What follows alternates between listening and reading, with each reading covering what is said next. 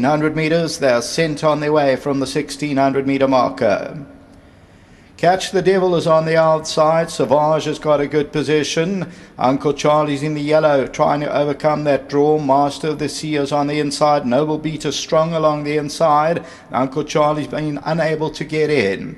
They are followed by King's Cove near the rail, then Ironborn. Master of the Sea is now caught wide out. Toronto's near the rail, then comes Presently. Then we drop back to Mr. Greenlight, and Uncle Charlie now drops out into the back seat, and that's about 7 or 8 lengths off the leader. Noble Beat by 1 length. Catch the Devil is second. Master of the Sea is on the outside of King's Cove. King's Cove's only 3 lengths off the leader. Sauvage is on the outside of runners, and then comes Toronto. Ironborn is further back, got about 6 lengths to trace down. Then we drop back to Mr. Greenlight, and Presently's on the inside, and Uncle Charlie's now making a move around them in the yellow silks, going to try and put in a claim from the outside. As they turn for home, 500 metres to go. Noble Beat still the leader. Catch the Devil is second. Master of the Sea down the inside, King's Cove. Uncle Charlie and Ironborn come out for their run at the 300 metre marker. Catch the Devil on the inside, Master of the Sea. Towards the inside, King's Cove, Toronto. Uncle Charlie's on the outside. Ironborn and Uncle Charlie coming well. King's Cove is right there. King's Cove on the inside, and Mr. Greenlight's coming at them all, and down the inside, Catch the Devil. Mr. Greenlight, I think, on the line from King's Cove. Maybe Uncle Charlie third.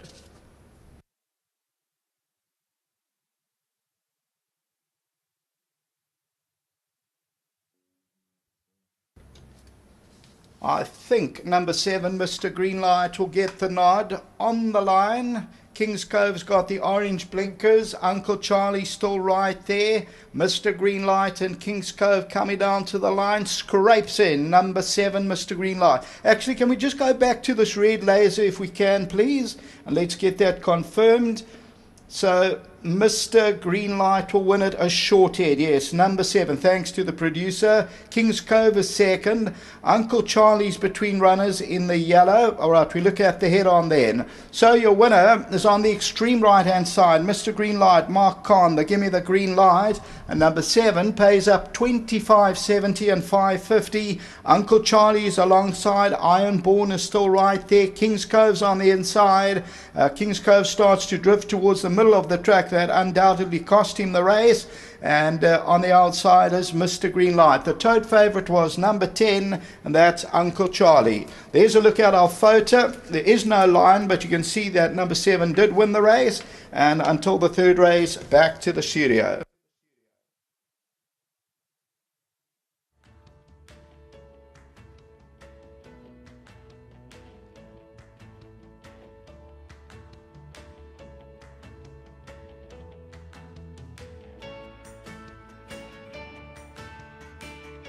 Mr. Greenlight had a bit of work to do turning into the straight, but Mike Khan, he sat patiently on this horse, and really nice to see him show the improvement, find a good finish, because he's a lovely looking horse, Dunks, and I can see the reason why you guys put your hand up at the sales for him.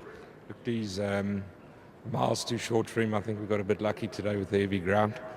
It's the first time he ran, he raced two-handy in the 1400, and he got very tired up the straight. And I said to Mark that I want him switched off at the back of the field, knowing that he wants to go 2,000 metres. But he put in a hell of a finish, and he's obviously got ability. Nice to for Mr. McLean as well, that he's come early in his career. Yes, thanks to Dave. We've had to have a bit of patience with this horse, and he's a smart horse. He's well bred, and I think he's got a future. Okay, you did your bit for USO, under starters orders, Duncan, but for the guys that missed the show, which could be your next best? Geez, I thought for the rest of the day it's very competitive racing. Obviously, Good to Give's got a place chance, I'd say. He's not a horse for soft ground, so be careful. In the last race, I got 3 fillies. They're all decent fillies. I was thinking today, Grecian Laurel won first time out in Slosh, so possibly she's a mudlark. And the other 2 fillies are decent. You just need a bit of luck in running. Thanks for that, Dunks. Great. Just well done to Dave again. Thanks to Mark for a great ride, and thanks to our sponsors winning for.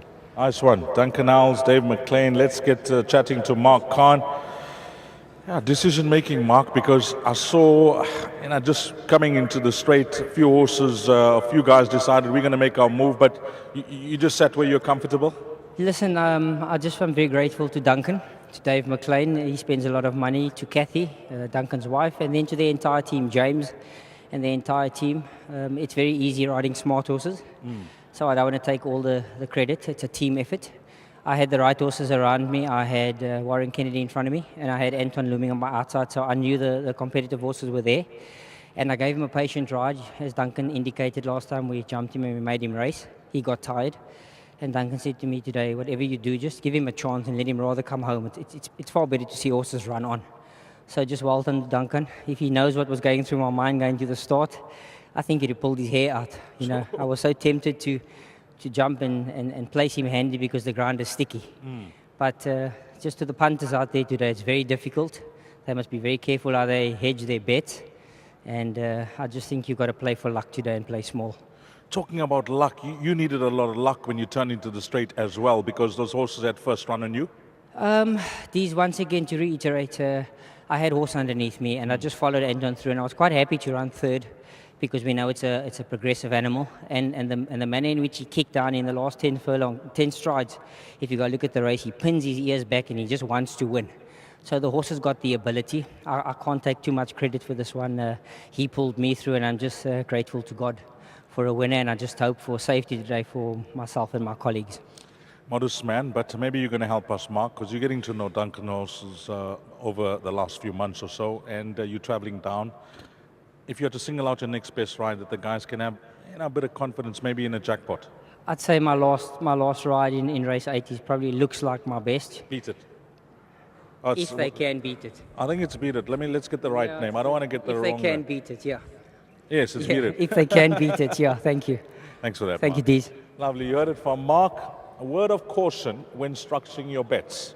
He said it's going to be difficult out there today, and these are the guys on top, so they know what's happening, and they know how difficult it is for them to win, as Mark alluded to. The horse pulled him through. He's a modest guy, but I thought it was a great ride from him as well. But a word of caution. It's going to be tough out there today.